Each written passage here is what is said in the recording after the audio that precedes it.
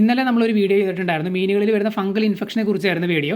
പക്ഷേ നമ്മൾ ഡീറ്റെയിൽ ആയിട്ടൊന്നും അതിനകത്ത് പറഞ്ഞിട്ടുണ്ടായിരുന്നില്ല. ഡീറ്റെയിൽഡ് ആയിട്ടുള്ള വീഡിയോ നമ്മൾ സെപ്പറേറ്റ് ചെയ്യാമെന്നാണ് പറഞ്ഞത്.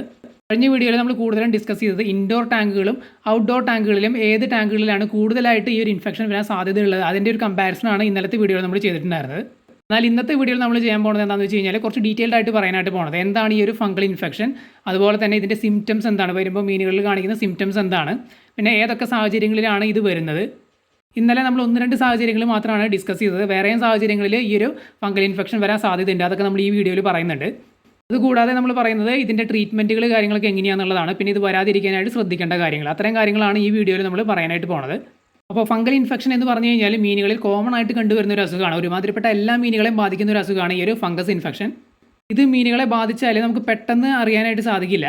ഈ ഫംഗസ് ശരീരത്തിൽ വളർന്നിട്ട് ഒരു വെളുത്ത നിറത്തിൽ പഞ്ഞി പോലെ പുറത്തേക്ക് ഇങ്ങനെ നിൽക്കുന്ന കാണാം. ഈ ഫംഗസ് മീനുകളുടെ സ്കിന്നിൻ്റെ പുറത്തേക്കാണ് ഇത് വളരുന്നത്. അതേസമയം പാരസൈറ്റുകൾ, ബാക്ടീരിയകളൊക്കെ ഈ ശരീരത്തിൻ്റെ പുറത്ത് ഫോം ചെയ്തിട്ട് പിന്നെ അത് ശരീരത്തിൻ്റെ ഉള്ളിലേക്ക് കടക്കാറുണ്ട്. അങ്ങനെ ഈ ഫംഗസ് സ്കിന്നിൻ്റെ ഉള്ളിലേക്ക് ബാധിക്കാറില്ല, സ്കിന്നിൻ്റെ പുറത്താണ് ബാധിക്കുന്നത്. ഗപ്പി, മോളി, പ്ലാറ്റി ഇതുപോലുള്ള മീനുകൾ, സീബ്ര, ടൈഗർ ബാർബ്, ഇത് ജസ്റ്റ് ഒരു ഉദാഹരണം മാത്രം പറഞ്ഞാണ്. ഇതിലാണ് കൂടുതലൊക്കെ നമ്മൾ കാണുന്നത്. പക്ഷേ എല്ലാ മീനുകൾക്കും വരാൻ സാധ്യതയുള്ള ഒരു അസുഖമാണ് ഈ ഒരു ഫംഗൽ ഇൻഫെക്ഷൻ. ഈ ഫംഗസ് വെള്ളത്തിൽ മെയിനായിട്ട് ഫോം ചെയ്ത് വരുന്നത് വെള്ളത്തിൻ്റെ അവസ്ഥ മോശമാകുമ്പോഴാണ്. അതായത് ഇപ്പോൾ പെല്ലറ്റ് ഫുഡിൻ്റെ വേസ്റ്റ്, അല്ലെങ്കിൽ നോൺ വെജ് ഫുഡിൻ്റെ വേസ്റ്റ്, പ്ലാന്റ് വേസ്റ്റ്, ഇത്തരം സംഭവങ്ങളൊക്കെ വെള്ളത്തിനകത്ത് കിടന്ന് ചീഞ്ഞ് ആ ഒരു സിറ്റുവേഷൻ വരുമ്പോഴാണ് ഈ ഒരു ഫംഗസ് ഫോം ചെയ്ത് വരുന്നത്. അത് പിന്നീടാണ് മീനുകളിലേക്കൊക്കെ ബാധിക്കുന്നത്. മീനുകളുടെ ശരീരത്തിലേക്ക് മാത്രമല്ല ബാധിക്കുന്നത്. ഇപ്പോൾ മുട്ടകളൊക്കെ ഇട്ടിട്ടുണ്ടെങ്കിൽ മുട്ടകളിലും ഫംഗസും കാര്യങ്ങളൊക്കെ വരാറുണ്ട്. ഇതിലൊരു ഇമ്പോർട്ടൻറ്റ് ഫാക്ടർ ആയിരുന്നു ടെമ്പറേച്ചർ. അതാണ് നമ്മൾ കഴിഞ്ഞ വീഡിയോയിൽ ഡിസ്കസ് ചെയ്തത്. അതായത് ചൂടുള്ള വെള്ളം, അതായത് ടെമ്പറേച്ചർ കൂടിയ വെള്ളമാണെന്നുണ്ടെങ്കിൽ ഫംഗസിനെ അത് ഗ്രോ ചെയ്യാനും ഡെവലപ്പ് ആവാനൊക്കെ ഭയങ്കര ബുദ്ധിമുട്ടാണ്. അതേസമയം വെള്ളം തണുക്കും തോറും, അല്ലെങ്കിൽ തണുത്ത വെള്ളത്തിലാണെന്നുണ്ടെങ്കിൽ ഇത് പെട്ടെന്ന് സ്പ്രെഡ് ആവും. അതുകൊണ്ടാണ് നമ്മൾ ഇന്നലത്തെ വീഡിയോയിൽ സീസണെ കുറിച്ചൊക്കെ പറഞ്ഞത്. അതായത് മഴക്കാലങ്ങളിലും തണുപ്പ് കാലങ്ങളിലുമാണ് ഈ ഒരു അസുഖം കൂടുതലായിട്ട് മീനുകളിൽ കണ്ടുവരുന്നത്. വേനൽക്കാലങ്ങളിൽ കണ്ടുവരുന്നത് കുറവാണ്. കാരണം ഈ ടെമ്പറേച്ചർ കൂടുതലാണ് വേനൽക്കാലത്ത്. അതുകൊണ്ടാണ് ഇത് വല്ലാതെ അങ്ങനെ മീനുകളെ ബാധിക്കാത്തത്.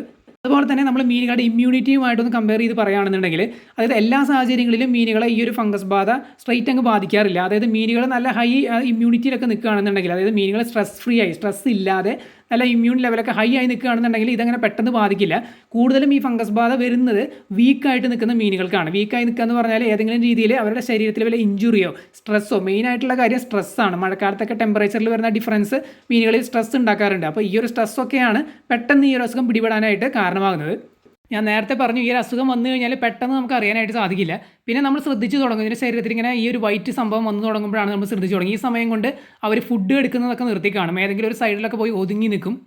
ഫുഡ് കഴിക്കില്ല. മാത്രമല്ല അവരുടെ ശരീരമൊക്കെ നല്ല വീക്കായിട്ടുള്ളത് പോലെ നമുക്ക് കാണാനായിട്ട് പറ്റും. നമ്മൾ പെട്ടെന്ന് തന്നെ ആക്ഷൻ എടുക്കുകയാണെന്നുണ്ടെങ്കിൽ അവരെ സേവ് ചെയ്യാനായിട്ട് സാധിക്കും. ഇത് അവരെ വല്ലാതെ ബാധിച്ചു കഴിഞ്ഞാൽ ചിലപ്പോൾ സേവ് ചെയ്യാനായിട്ട് ബുദ്ധിമുട്ടായിരിക്കും. ഞാൻ പേഴ്സണലി പല മീനുകളെയും ഈ ഒരു ഫംഗസ് ബാധയിൽ നിന്ന് സേവ് ചെയ്തിട്ടുള്ളതാണ്. ട്രീറ്റ്മെൻറ്റ് കൊടുത്തിട്ട് നമ്മൾ ഫുള്ളായിട്ട് തന്നെ അതിനെ റിക്കവറി ചെയ്ത് എടുത്തിട്ടുണ്ട്.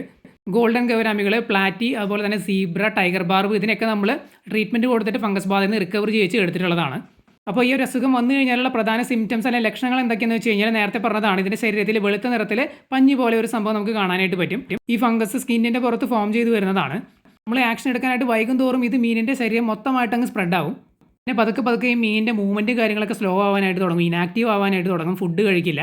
ഈ ഫംഗസ് ഇതിൻ്റെ ശരീരത്തിൽ ഇങ്ങനെ നിൽക്കുന്നത് കൊണ്ട് ചൊറിച്ചിൽ കാര്യങ്ങളൊക്കെ വന്നിട്ട് ഇത് അക്വേറിയത്തിലുള്ള കല്ലുകളിൽ, അതുപോലെ തന്നെ എന്തെങ്കിലും ഡെക്കറേഷൻസ്, ഡ്രിഫ്റ്റ് ഫുഡ്, ഇതിലൊക്കെ ചെന്ന് ഇതിൻ്റെ ശരീരം വിട്ട് ഉരയ്ക്കാനായിട്ട് തുടങ്ങും. ഇത് നിങ്ങൾക്ക് ക്ലിയർ ആയിട്ട് തന്നെ കാണാനായിട്ട് പറ്റും മീനുകൾ ഇത് ചെയ്യുന്നത്.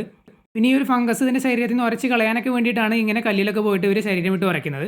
ഇത്രയൊക്കെയാണ് ലക്ഷണങ്ങൾ. ഇനി ഇത് വരാനുള്ള കാരണങ്ങൾ നമുക്കൊന്ന് ചെക്ക് ചെയ്ത് നോക്കാം. ആദ്യത്തെ കാരണം എന്ന് പറയുന്നത് നമ്മൾ നേരത്തെ പറഞ്ഞതാണ്, വെള്ളത്തിൻ്റെ ക്വാളിറ്റിയാണ്. വെള്ളം മോശമാകുമ്പോഴാണ് ഈ ഒരു ഫംഗസ് ഫോം ചെയ്ത് വരുന്നത് വെള്ളത്തിൽ. ഇങ്ങനെ ഫംഗസിൻ്റെ ഫോർമേഷൻ വെള്ളത്തിൽ വന്നാലും അത് എല്ലാ മീനുകളെയും ബാധിക്കാറില്ല എന്ന് ഞാൻ നേരത്തെ പറഞ്ഞത് മീനുകളുടെ ഇമ്മ്യൂണിറ്റി അനുസരിച്ചാണ്. വീക്കായിട്ടുള്ള മീനുകളെയാണ് ഇത് ആദ്യം ബാധിക്കുന്നത്. ഇങ്ങനെ വീക്കാവാനായിട്ട് പല കാരണങ്ങളുണ്ട്. ഒന്ന് സ്ട്രെസ്സാണ്. മീനുകളെ നമ്മൾ ഓവർ ക്രൗഡഡ് ആയിട്ടൊക്കെ ഇടുകയാണെന്നുണ്ടെങ്കിൽ, എണ്ണത്തിൽ കൂടുതൽ ഇടുകയാണെന്നുണ്ടെങ്കിൽ ഇവർക്ക് സ്ട്രെസ് വരാറുണ്ട്. അതുപോലെ തന്നെ മീനുകൾ തമ്മിൽ ഫൈറ്റ് ആവുന്ന സമയത്ത് സ്ട്രെസ് വരാറുണ്ട്. അതുപോലെ തന്നെ നമ്മൾ മീനുകളെ പുതിയൊരു സ്പേസിലേക്ക് മാറ്റുമ്പോൾ അവർക്ക് അതുമായിട്ട് അഡാപ്റ്റ് ആവാനായിട്ട് കുറച്ച് സമയം എടുക്കാറുണ്ട്. ഈ സമയത്തൊക്കെ അവർക്ക് സ്ട്രെസ് വരാറുണ്ട്. ഇത്തരം സാഹചര്യങ്ങളിൽ മീനുകളുടെ ബോഡി വീക്ക് ആവാറുണ്ട്, ഇമ്മ്യൂണിറ്റി ഒക്കെ വളരെ താഴ്ന്നു പോകും. ഈ സമയത്താണ് പെട്ടെന്ന് ഈ ഒരു അസുഖം ബാധിക്കുന്നത്.